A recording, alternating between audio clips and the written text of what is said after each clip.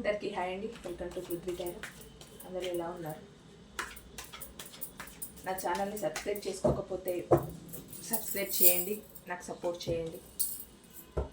ఈరోజు నేను తీసుకోవాలనుకున్న topic, third party సిచ్యువేషన్లో మీ పర్సన్ ఎలాంటి పరిస్థితిలో ఉన్నారు, అంటే థర్డ్ పార్టీ దగ్గర మీ పర్సన్ ఎలాంటి సిచ్యువేషన్లో ఉన్నారు, హ్యాపీగా ఉన్నారా, ప్రాబ్లమ్స్ ఫేస్ చేస్తున్నారా, ఎలా ఉన్నారు, అంటే థర్డ్ పార్టీ సిచ్యువేషన్లో ఎవరైతే ఉన్నారో మీ పర్సన్స్ థర్డ్ పార్టీ సిచ్యువేషన్లో ఎవరైతే ఉన్నారో వాళ్ళకి సంబంధించిందండి ఈ రీడింగ్.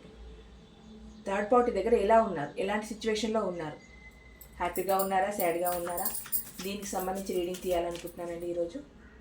ప్లీజ్ యూనివర్స్ చెప్పండి, మా వ్యూవర్స్ యొక్క పర్సన్ థర్డ్ పార్టీ సిచ్యువేషన్లో ఎలా ఉన్నారు, ఎలాంటి సిచ్యువేషన్లో ఉన్నారు. యాక్యురేట్ రీడింగ్ ఇవ్వండి, పాజిటివ్ రీడింగ్ ఇవ్వండి యూనివర్స్ ప్లీజ్. ఎలాంటి సిచ్యువేషన్లో ఉన్నారు, మా వ్యూవర్స్ని కాదనుకొని వాళ్ళు థర్డ్ పార్టీ దగ్గరికి వెళ్ళిన తర్వాత ఎలాంటి సిచ్యువేషన్లో ఉన్నారు, ఎలాంటి ప్రాబ్లమ్స్ ఫేస్ చేస్తున్నారు, హ్యాపీగా ఉన్నారా, ఎలా ఉన్నారు ప్లీజ్ తెలియజేయండి వ్యూవర్స్. యాక్యురేట్ రీడింగ్ ఇవ్వండి, పాజిటివ్ రీడింగ్ ఇవ్వండి.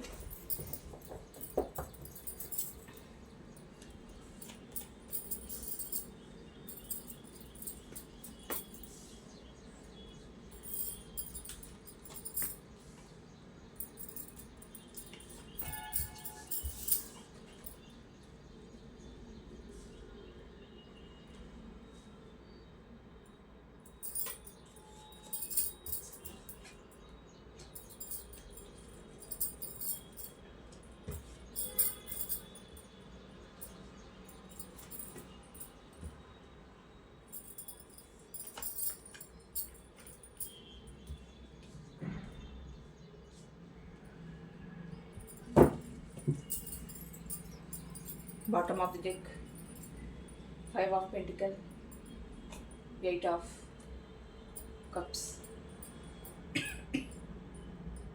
8 of Pentacles, 10 of Wands. Okay.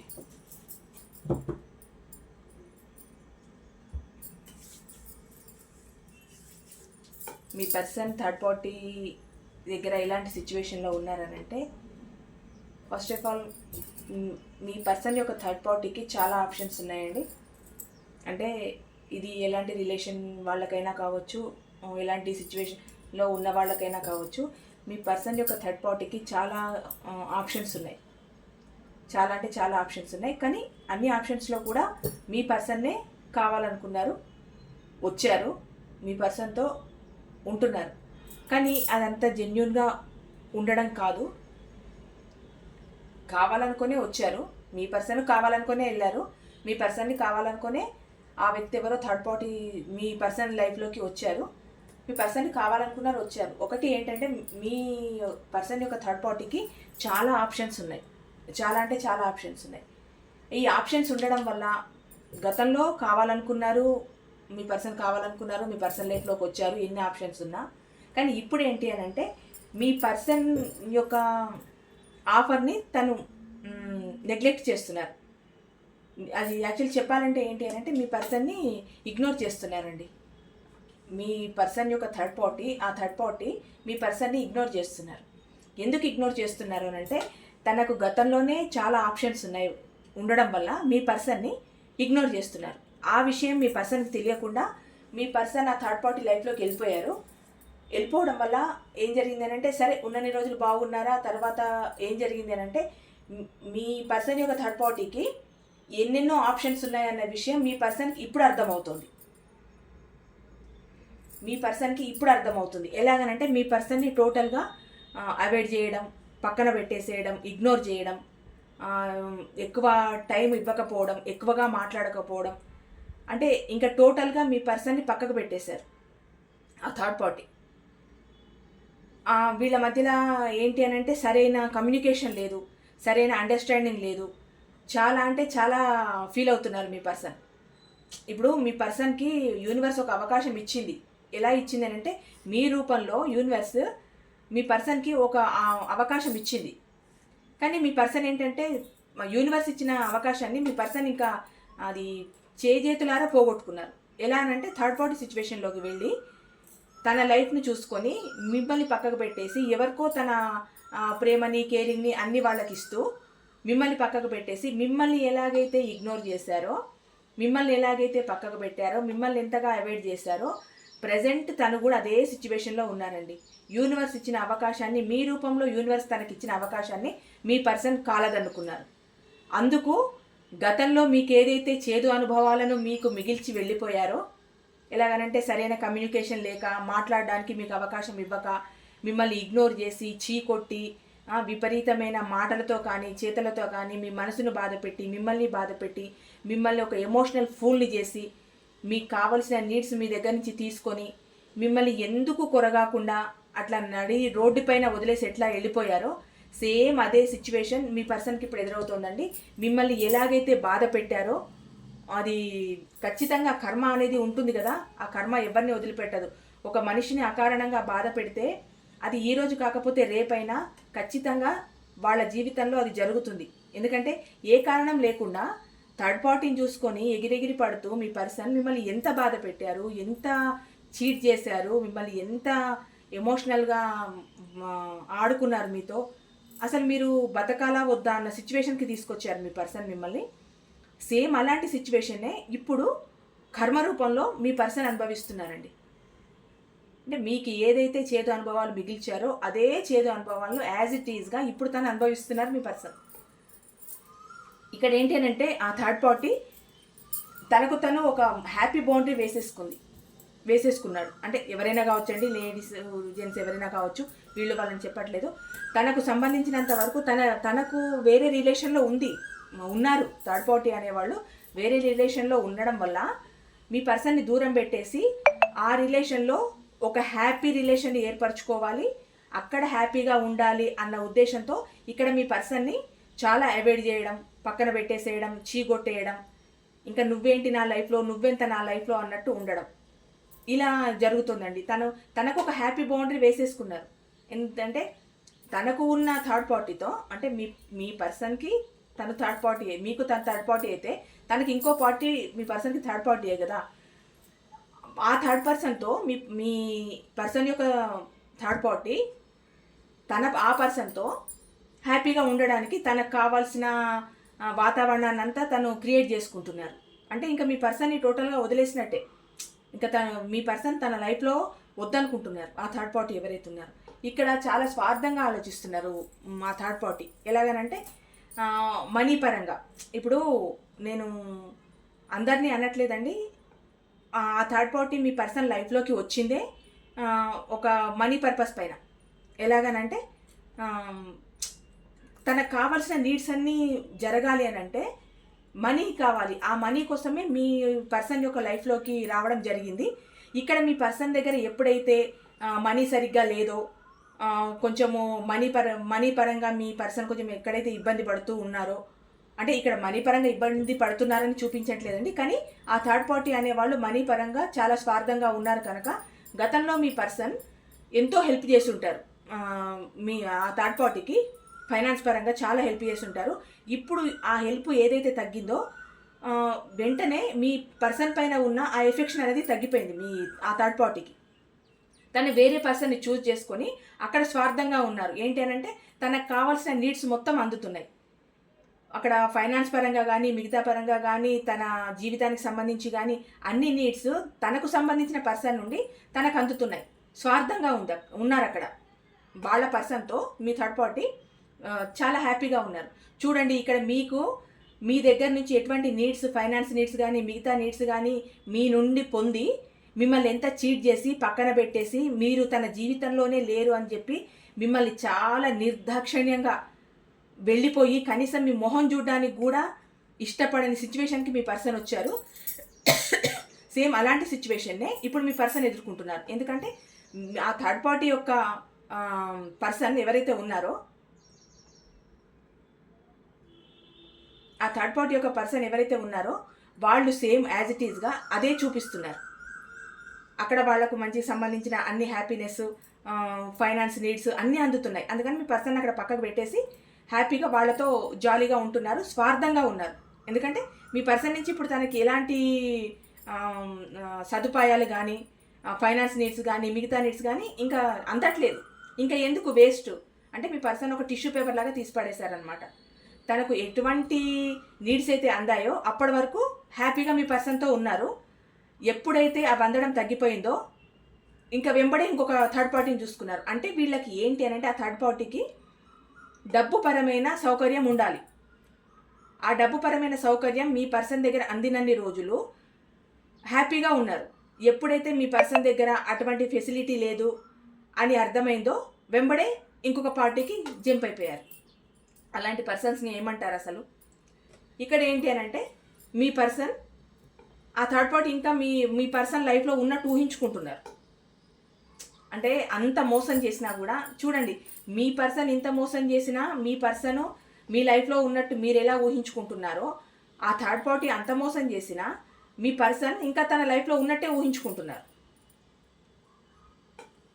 కానీ అక్కడ జరిగేది వేరు. ఇక్కడ మీ పర్సన్కి కనిపిస్తున్న సీన్ వేరు, అక్కడ జరుగుతున్న సీన్ వేరు. ఇక్కడ ఏంటి అని అంటే మీకోసం ప్యాషనేట్గా మీ దగ్గరకు ఒక యాక్షన్ తీసుకొని రావాలి. ఎందుకంటే ఇక్కడ ఇదంతా జరిగిపోయింది, చాలా ఫెయిల్యూరే చూశారు మీ పర్సన్. అంటే ఒక విపరీతమైన ఒక అవమానకరమైన పరిస్థితిని ఎదుర్కొన్నారు. ఎందుకంటే మిమ్మల్ని కాదని థర్డ్ పార్టీ సిచ్యువేషన్లోకి వెళ్ళి అక్కడ ఏదో పెద్ద సౌకర్యాలు ఉంటాయి, నేను హ్యాపీగా ఉంటాను, నా జీవితాన్ని హ్యాపీగా నేను ముందుకు తీసుకెళ్తాను అన్న ఉద్దేశంతో వెళ్ళి అక్కడ ఏదో దక్కుతుందని వెళ్ళారండి మీ పర్సన్ యాక్చువల్లీ. కానీ అక్కడ ఏదీ లేదు.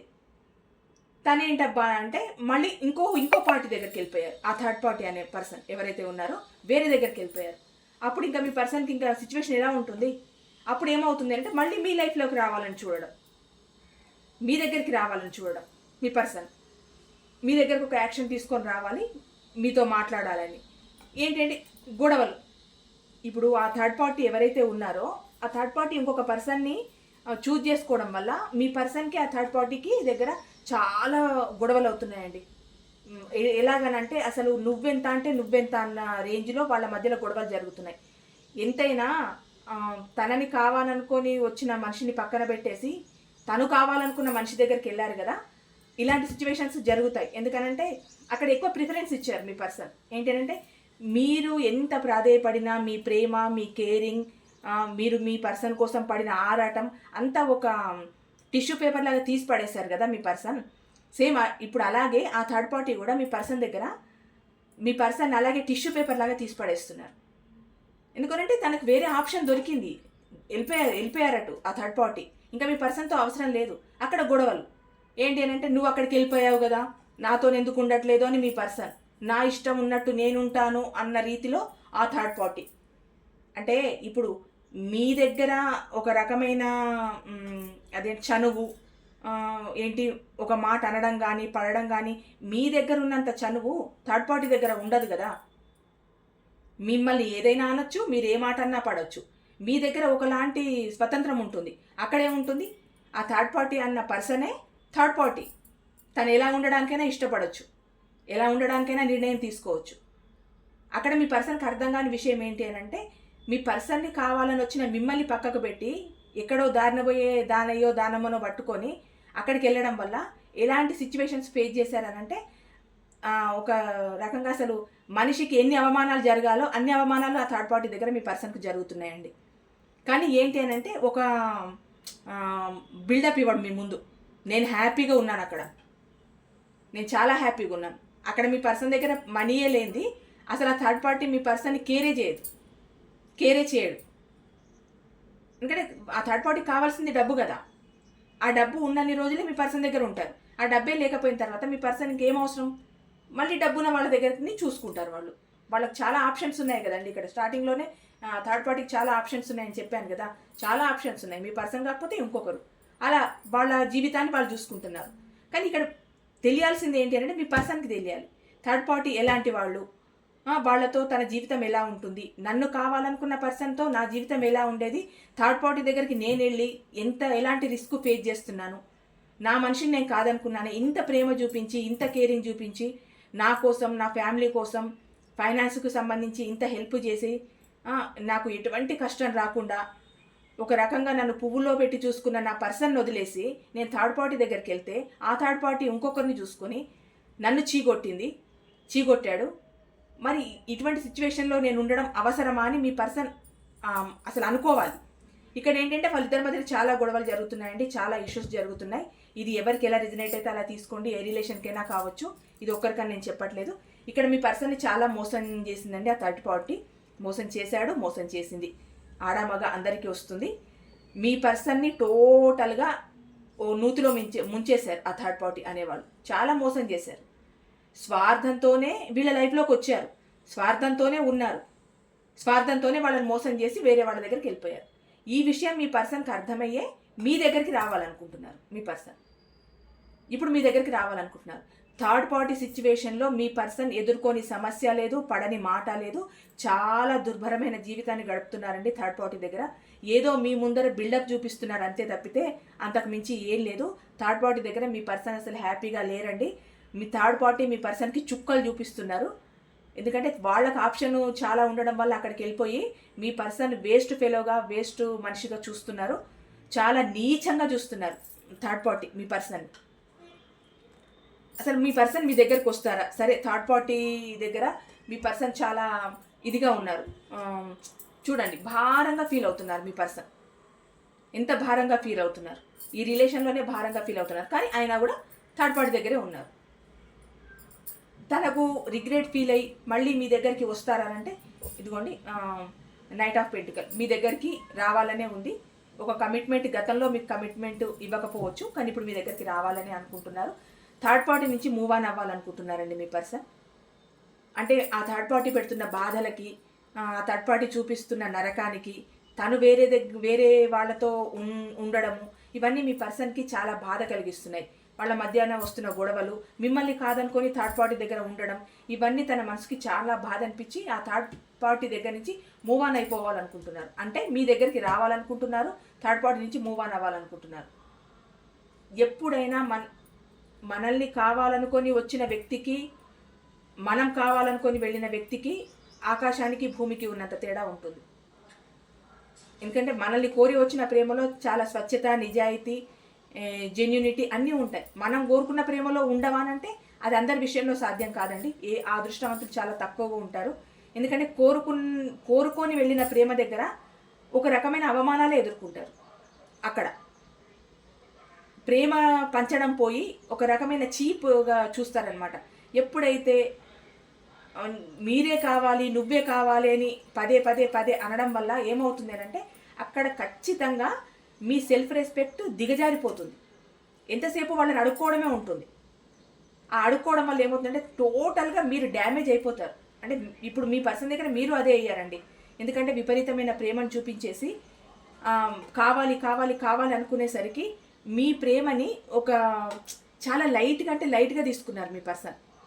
ఇక్కడే ఉందిలే అంటే తనని కావాలనుకొని వచ్చిన ప్రేమలో తనకు అంత పెద్ద కిక్కు లేదు.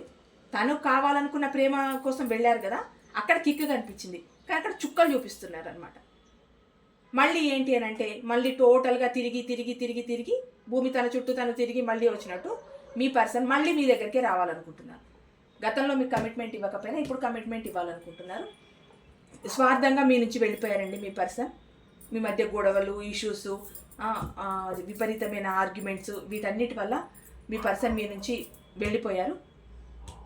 ఇప్పుడు థర్డ్ పార్టీ అలా వెళ్ళిపోయారు మీ నుండి. ఎలాగంటే ఇంకా నువ్వు వద్దు, నాకు అవసరం లేదు, నాకు థర్డ్ పార్టీ నన్ను పువ్వుల్లో పెట్టి చూసుకుంటూ ఉంటే నువ్వెందుకు, ఆ బ్యూటీ ఎక్కడా, ఆ మనిషి ఎక్కడా, తన స్టేటస్ ఎక్కడా, తన ఫైనాన్స్ స్టేటస్ ఎక్కడా, నన్ను చూసుకునే విధానం ఎక్కడా, తను తప్ప నాకు ఇక ప్రపంచంలో ఇంకా వేరే ఏదీ లేదు, తనే మొత్తం నా జీవితానికి సంబంధించినంత వరకు తనే అన్నట్టు ఓవర్ బిల్డప్తో వెళ్ళిపోయారు మీ పర్సన్. కానీ అక్కడికి వెళ్ళిన తర్వాత ఏంటి అని అంటే ఎంత చీప్గా చూడాలో ఒక మనిషిని అంతకన్నా చీప్ అంటే చాలా చీప్గా చూస్తున్నారు థర్డ్ పార్టీ మీ పర్సన్ని. ఒక బ్యూటీ కావాలి, ఒక ఫైనాన్స్ స్టెబిలిటీ కావాలి, ఇవన్నీ చూసుకొని థర్డ్ పార్టీ దగ్గరికి వెళితే ఏమవుతుంది అని అంటే అవన్నీ పోగా వాళ్ళు ఇంకొక ఆప్షన్ని వెతుక్కొని మీ పర్సన్ని చీగొట్టారు. అప్పుడు వచ్చి ఇక్కడ పడ్డారనమాట. ఇప్పుడు మీరు కావాలి, మీతో రిలేషన్ కావాలి, మీతో హ్యాపీగా ఉండాలి అని ఇప్పుడు మీ దగ్గరికి రావాలని అనుకుంటున్నారండి మీ పర్సన్. టోటల్గా ఏంటి అని అంటే మీ పర్సన్ థర్డ్ పార్టీ సిచ్యువేషన్లో చాలా డ్యామేజ్ అయిపోయారు. ఒక నీచమైన సిచ్యువేషన్లో ఉన్నారు, చాలా అవమానాలు ఎదుర్కొంటున్నారు. అసలు బాగోలేరండి మీ పర్సన్. అక్కడ మీ పర్సన్కి ఫైనాన్స్ స్టెబిలిటీ కూడా సరిగ్గా లేదు, ఆర్థికంగా చాలా ఇబ్బంది పడుతున్నారు. ఎందుకు ఇబ్బంది పడరు? ఇక్కడ ఉన్నదంతా అక్కడ ఊడ్చిపెట్టిన తర్వాత ఇంకా ఇబ్బంది పడకుండా ఎలా ఉంటారు? అక్కడ థర్డ్ పార్టీ ఏమైనా ఊరుకుంటారా? డబ్బు కోసమే కదా మీ పర్సనల్ లైఫ్లోకి వచ్చింది. వచ్చిన తర్వాత డబ్బు లేదు అని అంటే ఇంకా ఎందుకు అవసరం లేదు అని పక్కన పడేస్తారు. మీరేంటి అని అంటే మీరు ప్రేమ, కేరింగ్, మీ పర్సన్ 10 నిమిషాలు మీతో మాట్లాడితే చాలు, ఒక కాల్ చేస్తే చాలు, నాతో హ్యాపీగా ఒక 5 మినిట్స్ మాట్లాడితే చాలు. మీరు ఎప్పుడూ మీ పర్సన్ డబ్బు గురించి ఆలోచించలేదండి. మీ పర్సన్ నుంచి మీరు 1 పైసా కూడా తీసుకొని ఉండరు. మీ పర్సన్ నుంచి మీరు కోరుకుందల్లా కేవలం ప్రేమ మాత్రమే. ఆ ప్రేమనే కోరుకున్నారు కనుక మీరంతా చీప్ అయ్యారు. థర్డ్ పార్టీ లాగా మీరు డబ్బునే కోరుకొని ఉంటే మీతో బాగుండే వాళ్ళేమో, కానీ అలాంటి క్యారెక్టర్ మీది కాదు కదా. అందుకని మీరు ప్రేమ మాత్రమే కోరుకున్నారు, ప్రేమను మాత్రమే ఇచ్చారు. అక్కడ ప్రేమని ఇస్తున్నట్టు నటించి డబ్బుని, నీడ్స్ని కోరుకున్నారు. ఆ సరైన ఆర్థిక స్థిరత్వం సరిగ్గా లేక మీ పర్సన్కి, అంటే ఫైనాన్స్ స్టెబిలిటీ సరిగ్గా లేకపోవడం వల్ల అక్కడ డబ్బు లేకపోయేసరికి చీకొట్టేశారు. అంటే మనిషి ప్రేమ మీ పర్సన్కి అర్థం అవ్వలేదండి, డబ్బు అర్థమైంది. డబ్బు ఇప్పుడు థర్డ్ పార్టీ దగ్గర డబ్బు ఉందని మీ పర్సన్ వెళ్ళొచ్చు, మీ పర్సన్ దగ్గర డబ్బు ఉందని థర్డ్ పార్టీ రావచ్చు. అంటే వాళ్ళ మధ్యలో ఫైనాన్స్ డీలింగ్స్ ఎక్కువగా ఉన్నాయి. కానీ ఈ ప్రేమ అనేది మీ పర్సన్కి అర్థం కాలేదు. జెన్యూన్గా ఇష్టపడి, జెన్యూన్గా ప్రేమించి, నువ్వే నా ప్రపంచం, నువ్వే కావాలి, నిన్ను చూడకుండా ఉండలేను, నీతో మాట్లాడకుండా ఉండలేను, నువ్వు నాతో 5 మినిట్స్ మాట్లాడు, 10 మినిట్స్ మాట్లాడు, నేను నీ లైఫ్లో ఉన్నానని గుర్తించు అని మీరు అడుక్కుంటూ ఉంటే మిమ్మల్ని అంత చీప్గా చూశారు కదా. కర్మ ఎక్కడికి పోదు, ఏదో ఒక రూపంలో కర్మ మళ్ళీ ఫేస్ చేయాల్సి వస్తుంది. మిమ్మల్ని అంతగా ఏడిపించి, మిమ్మల్ని ఇంత క్షోభకు గురి చేసి, మీ జీవితమే మీకు కాకుండా చేసి, మీ ఫ్యామిలీకి మిమ్మల్ని దూరం చేసి, ఎమోషనల్గా మీతో ఆడుకొని, ఫైనాన్షియల్గా మిమ్మల్ని ఒక స్టేజ్ దింపేసి, మొత్తం మీ జీవితాన్ని దుర్భరం చేసిన వ్యక్తి ఇప్పుడు అక్కడ మాత్రం హ్యాపీగా ఉంటున్నారా అని అంటే అస్సలు ఉండట్లేదండి. మీరు అనుకున్న రోజుని ఖచ్చితంగా చూస్తారు. ఎందుకంటే మిమ్మల్ని ఎంత బాధ పెట్టారో అందుకు 100 రెట్లు మీ పర్సన్ బాధపడుతున్నారు. ఒక మనిషిని బాధ పెట్టడం అంటే అంత ఈజీ కాదు. ఈజీగా బాధ పెట్టేయచ్చు, కానీ ఆ మనిషి మనసును గెలుచుకోవడం అంటే చాలా కష్టం. ఇప్పుడు మీ మనసు గెలుచుకోవాలంటే మీ పర్సన్ తపస్సు చేయాలి. ఎందుకంటే అంత చీట్ చేసిపోయిన తర్వాత మీరు ఎలా యాక్సెప్ట్ చేస్తారన్న ఒక భయం కూడా మీ పర్సన్లో ఉందండి. అది చాలా ఫీల్ అవుతున్నారు. ఎందుకంటే ఇప్పుడు అంత మోసం చేసి వెళ్ళిపోయిన పర్సన్ మళ్ళీ మిమ్మల్ని మోసం చేయరని గ్యారంటీ ఏంటి? మీ లైఫ్లోకి వచ్చిన తర్వాత మీ ఆలోచనల్లో ఇదొకటి ఉంటుంది. ఇంతగా ప్రేమిస్తేనే నన్ను వదిలేసి థర్డ్ పార్టీ దగ్గరికి వెళ్ళిపోయారు, మళ్ళీ నా లైఫ్లోకి వస్తే మళ్ళీ ఏం మోసం చేసి వెళ్ళిపోతారో, ఈ మనిషిని నమ్మాలా నమ్మొద్దా, నమ్మొచ్చా లేదా అన్న డైనమాలో కూడా మీరు ఉంటారు. ఇదండి, మీ పర్సన్ మాత్రం థర్డ్ పార్టీ సిచ్యువేషన్ అసలు సరిగ్గా లేరు, చాలా క్రిటికల్ పొజిషన్లో ఉన్నారు, చాలా అవమానాలు ఎదుర్కొంటున్నారు, చాలా దుర్భరమైన జీవితం గడుపుతున్నారు. అందుకే మళ్ళీ మీ దగ్గరికి రావాలనుకుంటున్నారు, మీతో ఉండాలనుకుంటున్నారు, మీతో రీయూనియన్ చేయాలనుకుంటున్నారు, మీకు ఒక ఆఫర్ చేయాలనుకుంటున్నారు. మీరే తన జీవితం ఇప్పుడు ఏంటి అంటే ఇప్పుడు మీరు తన జీవితంలో ఉన్నట్టు ఊహించుకుంటున్నారు. అంటే ఉన్నవాళ్ళు తన్నేసి వెళ్ళిపోయారు కదా, ఇప్పుడు మళ్ళీ మీరు ఉన్నట్టు ఊహించుకుంటున్నారు అనమాట. ఏది ఏమైనా కావాలనుకున్న ప్రేమ కన్నా వచ్చిన ప్రేమని గుర్తిస్తే ఆ రిలేషన్ హ్యాపీగా ఉంటుంది.